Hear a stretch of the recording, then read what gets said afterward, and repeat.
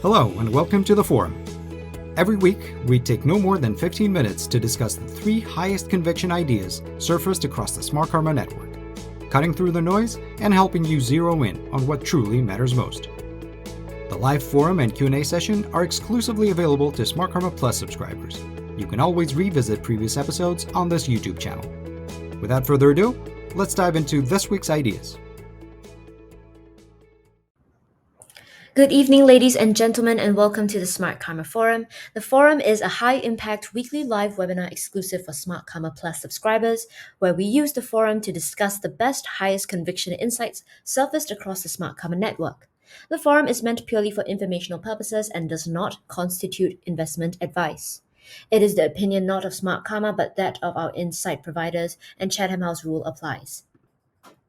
At the end of every week, we take video recordings of the forum and convert them into very short, bite-sized pieces and upload them onto our YouTube channel to make it easy for you to revisit ideas at your own time and pace.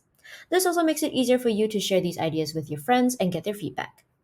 Every week, we try to bring you a range of ideas from large caps, small and mid caps, as well as core thematics.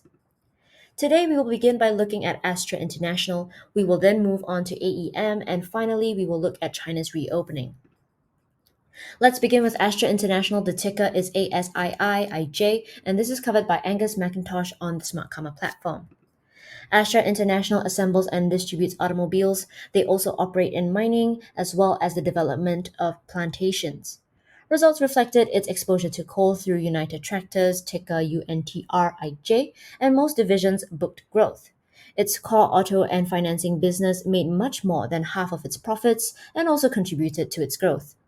They announced 85% dividend payout to reward investors for its coal exposure in 2022. This implies 10% dividend yield, and valuations remain significantly below historical averages. Next, we have AEM. The ticker is AEMSP. This insight is covered by Smartkarma insight provider Nicholas van Broekhoven. AEM designs and manufactures semiconductor manufacturing equipment, and they reported record revenues and profits for FY 2022. The guidance for FY 23 was underwhelming, and margin pressure was much larger than feared. On an 18 to 24-month horizon, AEM outperforms, but in the short term, stock could see more downside. Lower fair value estimates to 6 Singapore dollars from 8 Singapore dollars. This is 15 times its earnings per share in 2024. Lastly, we take a look at China's reopening. This is an insight covered by Smartkarma insight provider Syed Disek. China's government aims to reinvigorate economic growth in 2023 and provide selective assistance to sectors that recently experienced regulatory headwinds such as tech and real estate. Geopolitical competition makes it hard for tech to be a major source of growth from external demand sources, and the reopening of China's economy could stoke a new wave of commodity inflation. This may have hawkish implications for the monetary policy in developed markets. If you found the forum useful but have follow-up questions, please feel free to continue the conversation on Smartkarma. We hope to speak to you next week. Until then, all the best and goodbye.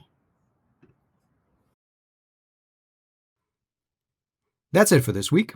You can find more ideas like the ones we discussed today on demand on our YouTube channel. Remember to subscribe and hit the notification button.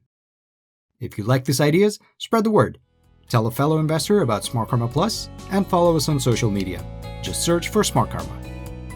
And of course, don't forget to visit smartkarma.com for more independent, differentiated investment insights. Thanks for watching and see you next week.